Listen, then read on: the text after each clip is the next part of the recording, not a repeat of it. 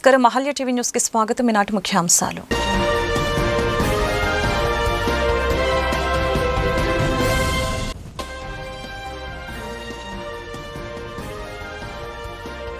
నగరంలో జిఎఫ్ఎస్టీ tourism conclave లో పాల్గొన్న సీఎం చంద్రబాబు క్యారవన్ పర్యటన వాహనాలని జెండా ఊపి ప్రారంభించిన సీఎం సామాన్యులకు అందుబాటులో ఉండేలాగా చూడాలని అధికారులకి సూచన.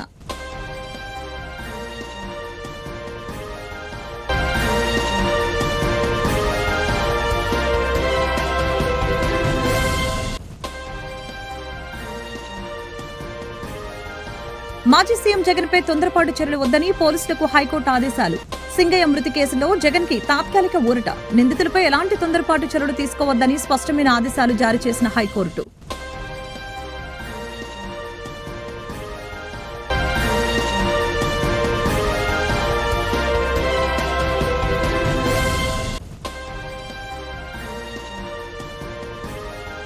సీఎం చంద్రబాబు దార్శనికత తెలుగు రాష్ట్రాల అభివృద్ధికి ఓ గొప్ప వరమన్న రామ్దేవ్ బాబా. సృజన, ప్రొడక్టివిటీ, ప్రొఫెషనలిజం, సమర్థత, నిబద్ధత వంటి అంశాలకు కేర్ ఆఫ్ అడ్రస్ చంద్రబాబు అని కితాబు. విజయవాడలో నిర్వహించిన జిఎఫ్ఎస్టీ టూరిజం కాంక్లేవ్ లో ముఖ్యమంత్రి చంద్రబాబు నాయుడు పాల్గొన్నారు. క్యారవాన్ పర్యటన వాహనాలను సీఎం జెండా ఊపి ప్రారంభించారు. అనంతరం బస్సు ఎక్కి పరిశీలించారు.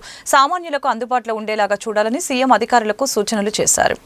ఉమ్మడి రాష్ట్రంలో ఫ్యాక్షనిజం కానీ, రౌడీజం కానీ, నక్సలిజం కానీ, ఇంకో పక్క కమ్యూనల్ వైలెన్స్ కానీ, ఇంకో పక్క స్మగ్లర్లు కానీ, మాఫియా కానీ అందరిని కూడా పూర్తిగా కంట్రోల్ చేశాం.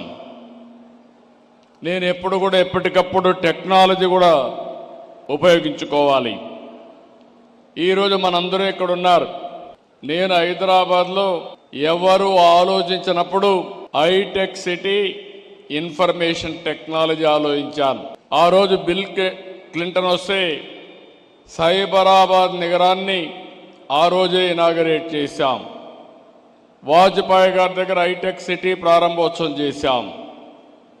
నేను 25 సంవత్సరాలు 30 సంవత్సరాల కంటే ముందు ప్రారంభించినటువంటి ఆ కార్యక్రమం ఇప్పుడే మిత్రుడు సూర్య గారు చెప్పారు, సూర్య కొత్త గారు చెప్పారు. వీళ్ళందరూ బెనిఫిషరీస్ ఆ కార్యక్రమం వల్ల. నేను గర్వపడుతున్నా. బ్రహ్మాండంగా ప్రపంచం మొత్తం రాణిస్తున్నారు.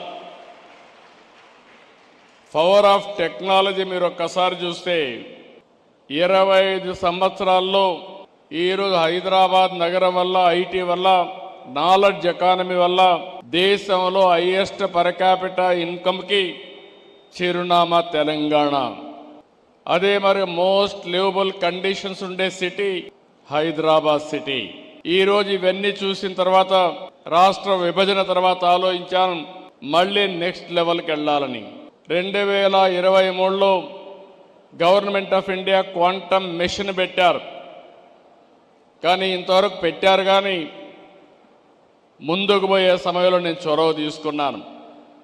ఫస్ట్ టైం మళ్ళీ క్వాంటమ్ వ్యాలీ కింద ఆర్టిఫిషియల్ ఇంటెలిజెన్స్కి ప్రాధాన్యత ఇచ్చి రాబోయే రోజుల్లో ప్రపంచం మొత్తం తెలుగు వారి సత్తా ఏంటో చాటబోతున్నామని మీ అందరికీ విజ్ఞప్తి చేస్తున్నా. మాజీ సీఎం జగన్ పై తొందరపాటు చర్యలు వద్దని పోలీసులకు హైకోర్టు ఆదేశాలు జారీ చేసింది. సింగయ్య మృతి కేసులో జగన్ కు తాత్కాలిక ఊరట లభించింది. నిందితులపై ఎలాంటి తొందరపాటు చర్యలు తీసుకోవద్దని న్యాయస్థానం తెలిపింది. ఈ మేరకు స్పష్టమైన ఆదేశాలు ఏపీ హైకోర్టు జారీ చేసింది. సీఎం చంద్రబాబు దార్శనికత తెలుగు రాష్ట్రాల అభివృద్ధికి ఓ గొప్ప వరమని రామ్దేవ్ బాబా కొనియాడారు. సృజన, ప్రొడక్టివిటీ, ప్రొఫెషనలిజం, సమర్థత, నిబద్ధత వంటి అంశాలకు కేర్ ఆఫ్ అడ్రస్ చంద్రబాబు అని తెలిపారు. చంద్రబాబు విజన్ మరెవరూ చేయటం లేదని ఖచ్చితంగా చెప్పగలనని రామ్దేవ్ బాబా వెల్లడించారు. पंखा भी चलाने की जरूरत नहीं. हमारे ऊपर क्या है वो जहाँ ऋषिकेश ऊपर क्या है जहाँ खूब लोग घूमने जाते हैं, मसूरी. ये मसूरी से भी ज्यादा अच्छा वेदर यहाँ पर है. हमारे हिमालय से भी ज्यादा अच्छा वेदर. अभी आर्को में हम गए तो मैंने कहा कितना वेदर, बोले जी माइनस पर भी जाता है और इधर 25 भी रहता है. कितना अच्छा है. All type of weather, all type of nature, forest, rivers, समुद्र, उसके बीच क्या नहीं है यहाँ पर. और सबसे अच्छे हमारे चंद्रबाबू नायडू. इतने माने एक विजनरी पर्सन का भी फर्क पड़ता है। और मैं आपको एक बात कहता हूं, को देखो हम आज कोई पॉलिटिक्स की बात करने नहीं आए, लेकिन इस भारत को 2047 तक विकसित राष्ट्र बनाने के लिए यदि नरेंद्र मोदी जैसा प्रधानमंत्री चाहिए तो आंध्र प्रदेश को वर्ल्ड मैप पे लाने के लिए चंद्रबाबू नायडू ही एकमात्र विकल्प है। There is no कोई दूसरी चीज हो ही नहीं सकती। तो आज हम थोड़ी सी तैयारी के साथ आए और एग्जीक्यूशन में देखो, जैसे हमारे चंद्रबाबू नायडू जी एग्जीक्यूशन में माने इन जैसा कोई दूसरा है नहीं, इतना जबरदस्त एग्जीक्यूशन। तो हम नेक्स्ट टाइम जब आएंगे तो यहां साल भर में कुछ बड़ा करके फिर आपके बीच में आएंगे। अभी तो हम आपको देख करके बड़े खुश हैं, पहली बार टूरिज्म को लेकर के इतनी बड़ी प्लान और उसको एग्जीक्यूशन के लिए इतना बड़ा विजन लेकर के बैठे हैं। मुझे लगता है टूरिज्म में पूरा भारत आंध्र प्रदेश से हमारे परम आदरणीय चंद्रबाबू नायडू जी से सीखेगा, ऐसा काम किया। तो बस मैं एक बार पुनः धन्यवाद करता हूं और हमारे दुर्गेश जी आपको भी प्रणाम करता हूं। और बालाजी हमारे किधर बैठे, ये बाला यादव, इधर भी यादव है, एक बार जोरदार इनके लिए भी तालियां बजा दो। हाँ, ये भी सब मिलजुल करके इतना अच्छा काम कर रहे हैं। हमारे जितने भी सीनियर IAS ऑफिसर्स हैं, कितना सबके अंदर विजन है। हम हरिद्वार से गंगा जल लेके आए हैं पूज्य आचार्य जी, आप हरिद्वार से हम गंगा जल लाए। हमने सोचा हम चंद्रबाबू नायडू को क्या गिफ्ट दें, तो हम हरिद्वार से गंगा जल और अपना पवित्र मन लेकर के आए आपके लिए।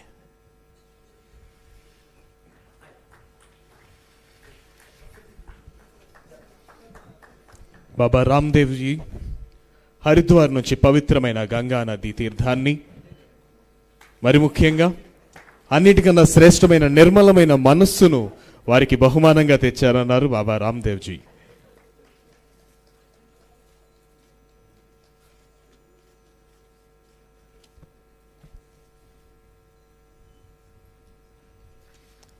Thank you, Babaji. Thank you so much for your love and concern towards Andhra Pradesh and the Chief Minister of Andhra Pradesh, Sri Nara Chandrababu Naidu garu. Thank you. I request everyone to please be seated while we proceed with the next interaction. Now I cordially invite the Managing Director of Atmospheric Core, Sri Saubhagya Mahopatra ji. Saubhagya Mahopatra ji, the Managing Director of Atmospheric Core, to please come on to the dais and interact with Honorable Chief Minister, sir. I would request the esteemed investors to keep their messages short because we are running late by time. So I would request you to please come to the point. What is the suggestion you are going to give to the Honorable Chief Minister, and please wrap up in 2 to 3 minutes. Please understand the time constraints. Thank you.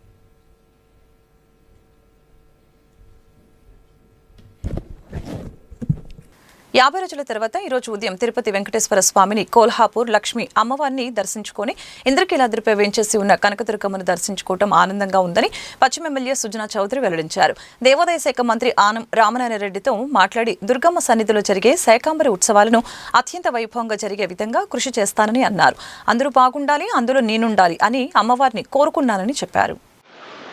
Tirupati తిరుమలలో వెంకటేశ్వర స్వామి గారి దర్శనం చేసుకొని తర్వాత కోల్హాపూర్లో మహాలక్ష్మి గారి దర్శనం చేసుకొని మళ్ళీ అమ్మవారి దర్శనం కోసం రావడం జరిగింది. 3 చోట్ల కూడా చాలా బ్రహ్మాండంగా దర్శనాలు జరిగినాయి. ప్రజలందరూ కూడా సుభిక్షంగా ఉండాలని చెప్పి, అందులో నేను ఒకటిగా ఉండాలి, తర్వాత ప్రజలకు ఇంకా ఎక్కువ సేవ చేసే అవకాశాలు ఇవ్వాలని భగవంతుడిని మనస్ఫూర్తిగా కోరుతున్నాను. చాలా బాగుంది.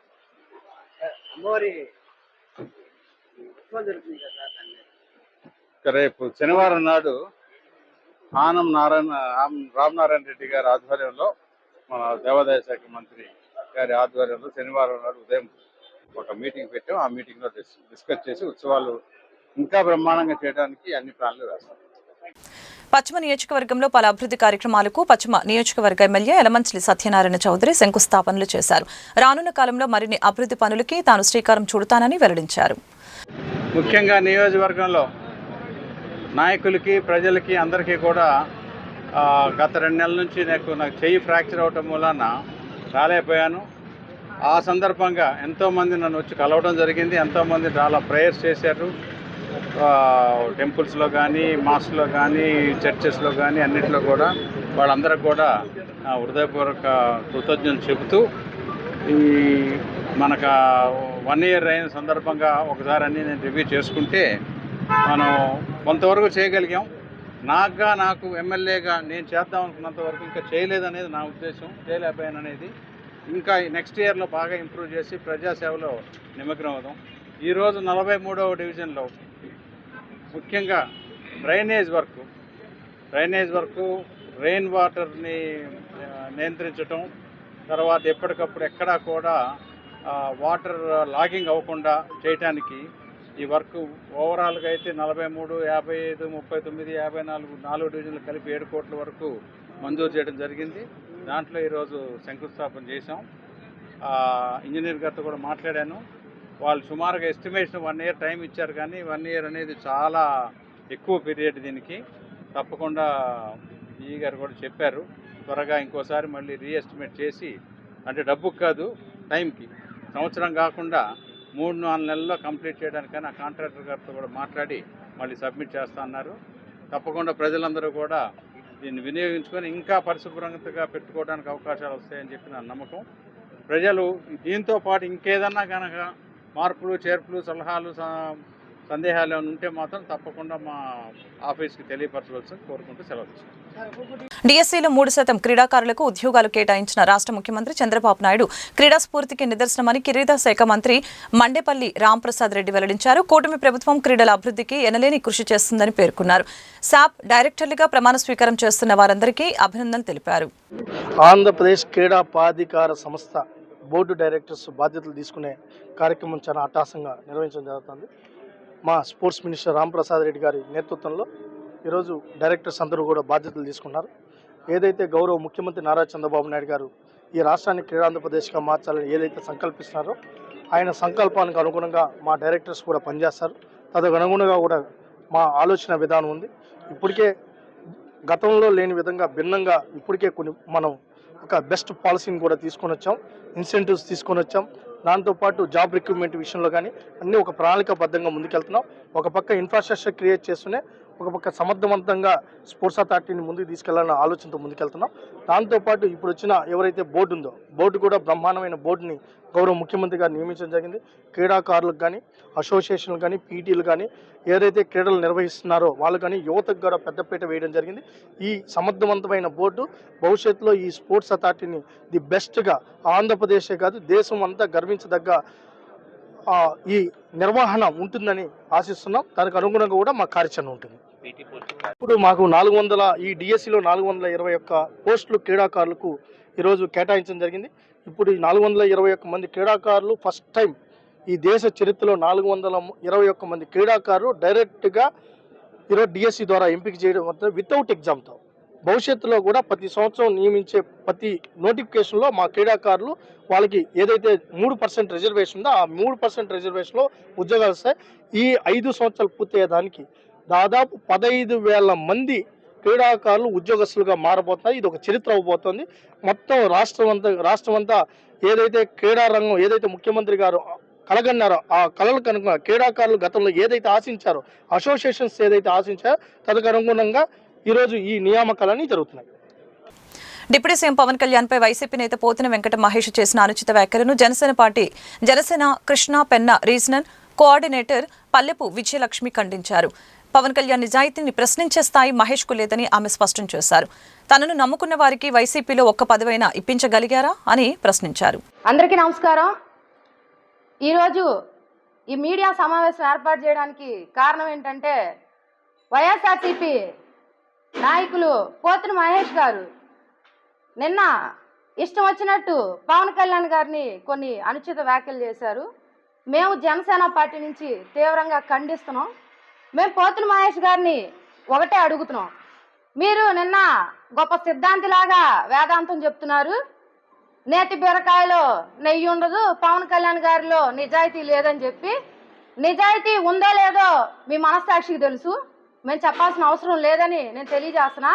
నిజాయితీ ఉంది కాబట్టే మీకు 2019లో మీ ముక్కు మొహం తెలియకపోయినా మీరు గతంలో పెద్ద నాయకులు కాకపోయినా, మీకు రాజకీయ నేపథ్యం లేకపోయినా మీరు జెండా పట్టుకున్నారు అని పోతుని మహేష్ నా మనిషి అని నమ్మి 2019లో మీకు సీట్ ఇచ్చి, ఆ రోజు ఉన్న సిపిఎం సిపిఐ పొత్తులో కూడా వాళ్ళని ఎదిరించి మీకు ఆ రోజు సీట్ ఇవ్వడం జరిగింది పశ్చిమ నియోజకవర్గంలో.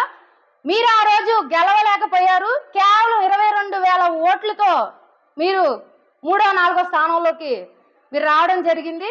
ఆ రోజు మిమ్మల్ని నమ్మి సీట్ ఇచ్చారు, ఆ రోజు గెలవలేదు. తర్వాత కూడా రాష్ట్ర అధికార ప్రతినిధి, నగర అధ్యక్షుడు, పశ్చిమ నియోజకవర్గ ఇన్ఛార్జ్ ఇచ్చి పార్టీని విజయవాడ నగరం లాంటి విజయవాడ నగరంలో మీకు పార్టీని చేతులు అప్పచెప్పారు పవన్ కళ్యాణ్ గారు. అది నిజాయితీ. పవన్ కళ్యాణ్ గారికి నిజాయితీ ఉంది కాబట్టి మిమ్మల్ని నమ్మి ఒక గల్లీ స్థాయి నాయకుడిని తీసుకొచ్చి ఒక ఢిల్లీ స్థాయిలో ఉన్న నాయకుల్లాగా తయారు చేసి మిమ్మల్ని చేసింది పవన్ కళ్యాణ్ గారు. మీకు ఒకటికి పదవులు ఇచ్చింది పవన్ కళ్యాణ్ గారు. ఈ రోజు మీరు పవన్ కళ్యాణ్ గారు సీట్ ఇవ్వలేదని చెప్పి ఇష్టానుసారం పదే పవన్ కళ్యాణ్ గారి మీద విషం చిమ్మడం సరైన పద్ధతి కాదు. ఎందుకంటే మీరు గత సంవత్సరం నుంచి మీరు వెనక్కి వెళ్తే మీకు సీట్ ఇవ్వలేదని చెప్పి మీరు రోడ్లెక్కి నిరసన చేస్తున్నప్పుడు కూడా నరేంద్ర మోడీ గారు చిలకలూరిపేట సభకు వస్తున్నప్పుడు మిమ్మల్ని ఎయిర్పోర్ట్కి వెళ్ళి రిసీవ్ చేసుకోవడానికి కూడా ఆ రోజు మిమ్మల్ని నమ్మి పంపించిన గొప్ప మనసున్న మనిషి పవన్ కళ్యాణ్ గారు. అది మీరు గుర్తు తెచ్చుకోవాలి. ఇష్టానుసారంగా మాట్లాడడం అది సరైన పద్ధతి కాదని నేను తెలియజేస్తూ, మీరు మాట్లాడుతున్నారు జగన్మోహన్ రెడ్డి గారు మాజీ కేంద్ర మంత్రి కాంగ్రెస్ పార్టీ సీనియర్ నేత చింతామోహన్ మాట్లాడారు. కూటమి ప్రభుత్వం నూతన విద్యా విధానం ప్రాథమిక పాఠశాలల మీద కుట్ర పన్నుతుందని ఆరోపించారు. గత సంవత్సరంలో 5,000 ప్రాథమిక పాఠశాలని తగ్గించింది. ఈ సంవత్సరం మరొక 5 పాఠశాలల్ని తగ్గించాలని చూస్తూ ఉంది అని మండిపడ్డారు. 3-4 సంవత్సరాలలో 35,000 ప్రాథమిక పాఠశాలని తగ్గించి 10,000కు కుదించారని ఈ సందర్భంగా మండిపడ్డారు. స్వాతంత్ర భారతదేశంలో పేదవాడికి అన్యాయం జరగకూడదు. ఆంధ్రప్రదేశ్ రాష్ట్రంలో పేదవాడికి అన్యాయం జరుగుతోంది. కూటమి పాలనలో ఓబీసీలకు, ఎస్సీలకు, ఎస్టీలకు, ముస్లిం మైనార్టీలకు అన్యాయం జరుగుతుందని ఈ సందర్భంగా మండిపడ్డారు. ఎందుకు వస్తున్నారు? మహిళల ముందే, గిరిజన మహిళల ముందే కోస్తున్నారు. అవునా కాదా? ఎందుకు కోస్తున్నారు? అక్కడ ఉన్నట్టు వాళ్ళు వెళితే అక్కడ ఉన్నటువంటి ఖనిజ సంపదను దోచుకునేదానికి చేస్తున్నారు. ఇదే ప్రజాస్వామ్యం? ఇదే కూటమి ప్రభుత్వం? ఇదే ఆంధ్రప్రదేశ్ రాష్ట్రం అని చంద్రబాబు నాయుడు నేను సూటిగా అడుగుతున్నాను. మైనారిటీలు వాళ్ళు ఏదో ఆస్తులు సంపాదించుకున్నారు. ఒక్క బోర్డుకు నువ్వు సపోర్ట్ చేసావు అక్కడ బీజేపీకి. తప్పు కాదా చంద్రబాబు నాయుడు గారు? ఏం చెప్తావు జవాబు దీనికి? తప్పు అని నేను తెలియజేస్తున్నాను. జరుగుతున్నటువంటి విద్యా విధానాన్ని ఖండిస్తున్నాను. వెంటనే మార్చుకోవాలి మనసని తెలియజేస్తున్నాను. రెండవది అమరావతి. ఆయన దేవతల రాజధాని అంటాడు. నిన్న మొన్నంతా తిరిగాను, ఎక్కడన్నా దేవతలు ఏమన్నా కనిపిస్తారేమో అని. నాకు కనిపించిందల్లా కర్రతొమ్మ చెట్లు కనిపించాయి. ఒక్క దేవుడు కనిపించలేదు, ఒక్క దేవాలయం కనిపించలేదు. ఎందుకు ఇట్లా చెప్తావు? ఎందుకు చెప్తావు ఇలా? దేవతల రాజధాని 26 జిల్లాలు ఉన్నాయి. దాదాపు 23 జిల్లాల్లో ఉన్నటువంటి వాళ్ళు అమరావతిని ఇష్టపడటం లేదు. నేను న్యూట్రల్గా ఉంటాను. నాకేమి అమరావతి అయినా ఒకటే, ఇంకోటైనా ఒకటే. దీని గురించి నేను ఏ నిర్ణయం తీసుకున్నా చూస్తూ ఉంటాను. 26 జిల్లాల్లో ఉన్నటువంటి వాళ్ళల్లో రాయలసీమ జిల్లాల్లో ఉన్న వాళ్ళు ఇష్టపడటం లేదు అమరావతిని. కర్నూలు నుంచి ఒంగోలు దాకా 10 జిల్లాల్లో ఎవ్వరూ ఇష్టపడటం లేదు, బయటపడటం లేదు. అంతే. మొన్ననే తిరుపతిలో ఒక రాయలసీమ నాయకుడు వచ్చేసి ఒక మాట చెప్పాడు, మేము ఉద్యమాన్ని మొదలు పెడతామని. చంద్రబాబు నాయుడికి సున్నితంగా తెలియజేస్తాను, నువ్వు రాయలసీమ బిడ్డవి. నువ్వు రాయలసీమ వాళ్ళే నీ పైన వ్యతిరేకంగా ఉన్నారు. అమరావతి పైన ఆలోచించవయ్యా ఓ మిత్రమా. నాకు 50 ఏళ్ళుగా నువ్వు బాగా తెలుసు. ఆలోచించు. మరి కామ్రేడ్ బివి రాఘవులు గారు రాజధాని పైన ఒక స్టేట్మెంట్ ఇచ్చాడు. రాజధాని నగరం కట్టేదానికి 1000 ఎకరాలు చాలు అన్నాడు. దాంతో కామ్రేడ్ బివి రాఘవులు గారితో నేను ఏకీభవిస్తున్నా. 1000 ఎకరాలకు మించి అవసరం లేదు. భువనేశ్వర్లో రాజధాని ఉంది, చెన్నైలో రాజధాని ఉంది, బెంగళూరులో రాజధాని ఉంది. ఏ రాజధానికి 1000 ఎకరాలు ఎవడూ తీసుకోలేదే, నువ్వెందుకు చేస్తున్నావు? సరే, నీకేదో ఇష్టపడ్డది. మరి మీకు బంధువులు ఎక్కువ గుంటూరు జిల్లాలో. ఆ బంధు ప్రీతితో ఈడకు వచ్చావు, తిరుపతి నుంచి అమరావతికి వచ్చావు. మరి బంధు ప్రీతితో నువ్వు ఏది 1000 ఎకరాలు అనుకున్న దాన్ని నువ్వు 30,000 చిల్లర ఎకరం తీసుకున్నావు. వాళ్ళకి ఎన్నెన్నో చెప్పావు.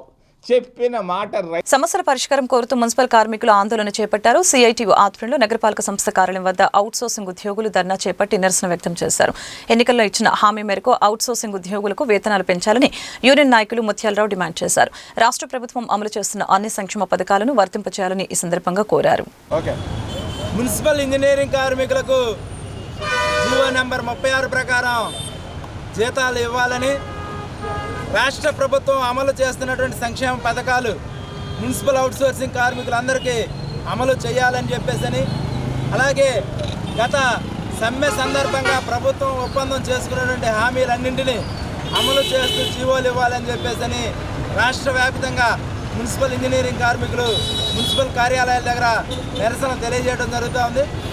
కూటమి ప్రభుత్వం అధికారంలోకి వచ్చిన సంవత్సర కాలంగా ముఖ్యమంత్రి గారిని, మున్సిపల్ శాఖ మంత్రి గారిని, డిఎంఏ గారిని, ప్రిన్సిపల్ సెక్రటరీ గారిని అనేక సార్లు కలిసి విన్నవించినప్పటికీ సమస్య పరిష్కారం కాలేదు.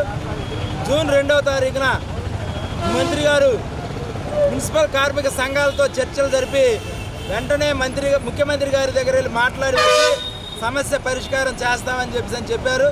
కానీ ఎప్పటి వరకు మళ్ళీ చర్చలకు పిలవటం కానీ ఏమీ చేయలేదు. అందువల్ల ఈ ప్రభుత్వం కూడా గత ప్రభుత్వం లాగానే మున్సిపల్ ఇంజనీరింగ్ కార్మికులకి అన్యాయం చేయాలని చెప్పేసి చూస్తూ ఉంది. అందుకని రాష్ట్ర వ్యాప్తంగా మున్సిపల్ కార్మికులందరూ సమ్మెలోకి వెళ్ళాలని చెప్పేసి నిర్ణయించుకోవడం జరుగుతుంది. జూలై 4వ తేదీన విజయవాడలో మున్సిపల్ ఇంజనీరింగ్ కార్మికుల మహాధర్నా కార్యక్రమం జరుగుతుంది. ఆ ధర్నాలో మున్సిపల్ ఇంజనీరింగ్ కార్మికులు ఎప్పటి నుండి సమ్మెలోకి వెళ్తున్నామనేది డేట్ ప్రకటించడం జరుగుతుంది. రాష్ట్ర ప్రభుత్వం ఇంజనీరింగ్ కార్మికులకు సంబంధించి జీతాల పెంపుదల చేయకపోతే సమ్మెలోకి వెళ్తాం. సమ్మె సందర్భంగా జరిగేటటువంటి పరిణామాలకి రాష్ట్ర ప్రభుత్వమే బాధ్యత వహించాలని చెప్పేసి హెచ్చరిస్తా ఉన్నాం. గుంటూరు పశ్చిమ నియోజకవర్గంలో పలు అభివృద్ధి పనులకి శంకుస్థాపన కార్యక్రమాలు జరిగాయి. శ్రీనివాసరావుపేట, సంపత్నగర్ ప్రాంతాల్లో 1,50,00,000తో నిర్మించనున్న సీసీ రోడ్లు, డ్రైన్లకు ఎమ్మెల్యే గల్లా మాధవి, మేయర్ కోవలముడి నాని భూమి పూజ చేశారు. అభివృద్ధి పనులు సకాలంలో పూర్తి చేసి వర్షాకాలంలో ప్రజలకు ఇబ్బందులు లేకుండా చూడాలని అధికారులను ఆదేశించారు. దశలవారీగా అన్ని డివిజన్లలో మౌలిక సదుపాయాలు కల్పిస్తామని ఎమ్మెల్యే, మేయర్ స్పష్టం చేశారు. శాసనసభ్యులు గౌరవనీయులు గల్లా మాధవి గారి ఆధ్వర్యంలో వెస్ట్ డివిజన్లో 20వ డివిజను, 22వ డివిజన్లో ఈరోజు సుమారు 1,34,00,000తో శంకుస్థాపన కార్యక్రమాలు ఎమ్మెల్యే గారి ఆధ్వర్యంలో జరుగుతుంది. ఎమ్మెల్యే గారు ఎక్కడైతే పేద, బడుగు, బలహీన వర్గాల కనీస మౌలిక వసతులు కల్పించడంలో ఆమె ప్రత్యేకమైన శ్రద్ధ చూపించి ఒక డ్రైన్ల విషయం కానివ్వండి, కామన్ పీపుల్కి టాయిలెట్ల విషయంలో కానివ్వండి, నగర శివారు ప్రాంతమైన కొబ్బరితోట ఏరియాలో రాకపోకల గురించి కానివ్వండి, ఇక్కడ కొన్ని వాటర్ ట్యాంక్ దగ్గర అసంఘ కార్యక్రమాలు గంజాయి బ్యాచ్ వాళ్ళు సాయంత్రం పూట దాన్ని ఆక్యుపై చేసి చేస్తారని కంప్లైంట్ రావడంతో ఎమ్మటే ప్రపోజల్ పెట్టి ఒక డే అండ్ నైట్ వాచ్మ్యాన్తో పాటు మినిమం 11 ఫీట్ కాంపౌండ్ వాళ్ళు కూడా కన్స్ట్రక్షన్ చేసి కట్టుదిట్టమైన చర్యలు చేపట్టారు.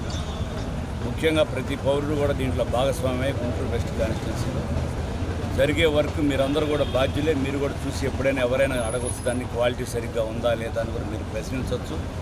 మీకు ఎక్కడైనా కనుక లోటుపాట్లు కనుక అనిపిస్తే ఇమీడియట్గా ఎమ్మెల్యే గారికి కానీ మున్సిపల్ కార్పొరేషన్ కమిషనర్ గారికి కంప్లైంట్ చేయండి, తప్పకుండా దాన్ని ఇమీడియట్గా సరిదిద్దుతాం.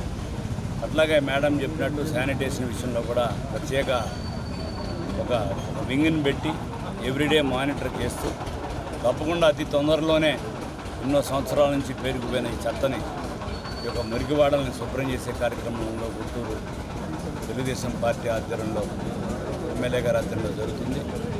అట్లాగే మా నారా చంద్రబాబు నాయుడు గారు కూడా గుంటూరు యొక్క ఏవైతే నగరపాలక సంస్థకు చెందిన 3 కాన్స్టిట్యున్సీలు ఉన్నాయో ఆయన ప్రత్యేక శ్రద్ధ చూపించి ఆ శ్రద్ధలో భాగంగా ఒక బడ్జెట్ విషయంలో కానివ్వండి, దేనిల విషయంలో కానీ ఎటువంటి లోటుపాట్లు లేకుండా ఈ గుంటూరు మున్సిపల్ కార్పొరేషన్ బడ్జెట్ 500 కోట్ల పైచలకు బడ్జెట్. ఇది ఇమ్మీడియట్గా కాంట్రాక్టర్లందరూ కూడా మీరు నాణ్యమైన వర్క్ చేయాలి. మీరు ఏదో ఇంతకు ముందులాగా ఏదో పిచ్చి వర్కులు చేసి పిచ్చి బిల్లులు పెట్టుకుంటారంటే మాత్రం ఇక్కడ కుదరదు. ఇక్కడ ప్రతి సామాన్యుడు మిమ్మల్ని గమనిస్తుంటాడు. దయచేసి మిమ్మల్ని వార్నింగ్ అనండు మీరు శ్రద్ధగా భక్తిగా మన యొక్క ప్రాంతాన్ని మనం డెవలప్ చేసే విధంగా మీరు దీన్ని అభివృద్ధి చేస్తారని ఇక్కడ సహకరించిన తెలుగుదేశం పార్టీ కూటమి నాయకులందరికీ కూడా పేరు పేరున ధన్యవాదాలు తెలియజేస్తున్నాను. Thank you.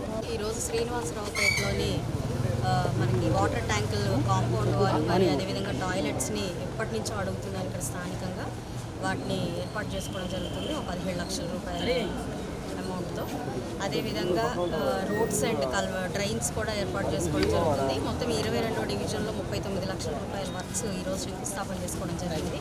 అదేవిధంగా కొబ్బరి తోట ఏరియాలో మరి ఎప్పటి నుంచో ప్రజల చిరకాల వాంఛ అది ఎక్స్టెన్షన్ అయిపోయిన పరిస్థితుల్లో అక్కడ రోడ్డు డ్రైన్స్ లేని పరిస్థితి, చాలా అధ్వానంగా ఉన్న పరిస్థితి.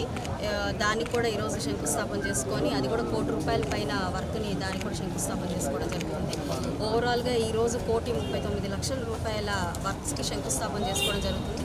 కంప్లీట్ ఈ ఏరియా మొత్తం కూడా ఎప్పటి నుంచో డౌన్లో ఉండడం వల్ల కాస్త వర్షానికి మునిగిపోతున్న పరిస్థితి కూడా కనపడుతూ ఉంది.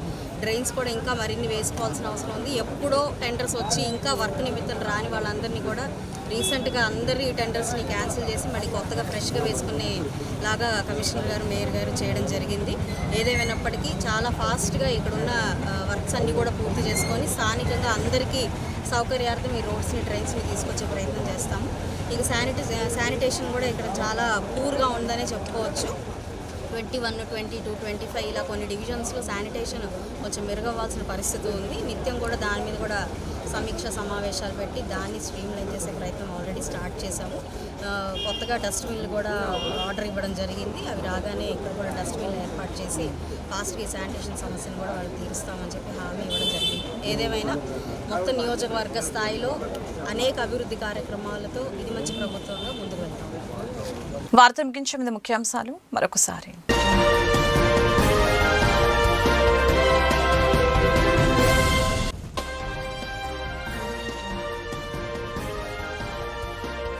నగరంలో జీఎఫ్ఎస్టీ టూరిజం కాంక్లేవ్ లో పాల్గొన్న సీఎం చంద్రబాబు. క్యారవన్ పర్యటన వాహనాలని జెండా ఊపి ప్రారంభించిన సీఎం. సామాన్యులకు అందుబాటులో ఉండేలాగా చూడాలని అధికారులకి సూచన.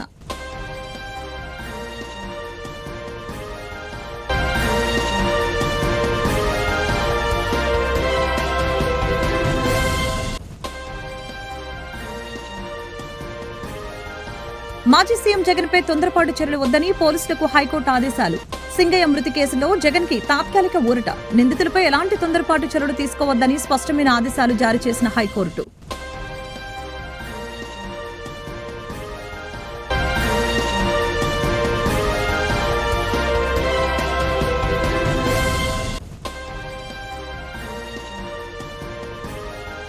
సీఎం చంద్రబాబు దార్శనికత తెలుగు రాష్ట్రాల అభివృద్ధికి ఓ గొప్ప వరమన్న రామ్దేవ్ బాబా.